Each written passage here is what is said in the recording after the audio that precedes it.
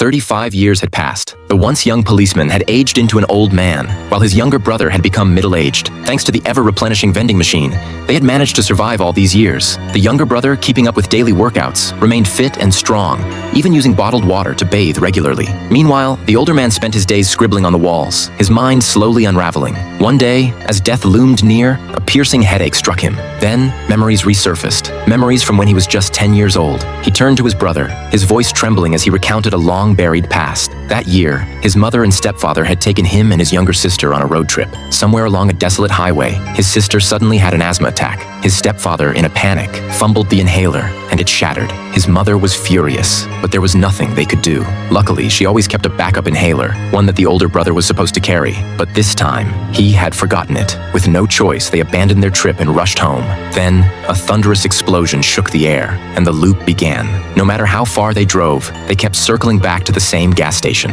At first, his stepfather refused to believe it, but after the third time, he had no choice but to accept the truth. They were trapped. Determined to break free, his stepfather ventured into the wilderness, hoping to find help. But despite walking south, he somehow returned from the north. His face was pale, his voice shaking. "There's something wrong with this place. We might never get out." Then, his sister died from her asthma, and just like that, the loop continued for 35 years. One day, his stepfather collapsed, gripping his head in agony, and then, more memories resurfaced. With his final breath, he turned to his son and whispered, "When I was 10, I went through the same thing." His uncle had once taken him and a group of kids boating. During the trip, he accidentally knocked a boy into the water. The child hit his head on a rock. Though his uncle quickly pulled him out, the combination of head trauma and drowning claimed the boy's life. Then, a mysterious explosion echoed through the air, and from that moment on, they were trapped in an endless drift. For 35 years, they floated aimlessly on a bamboo raft. Then, before taking his final breath, his stepfather left behind one last warning.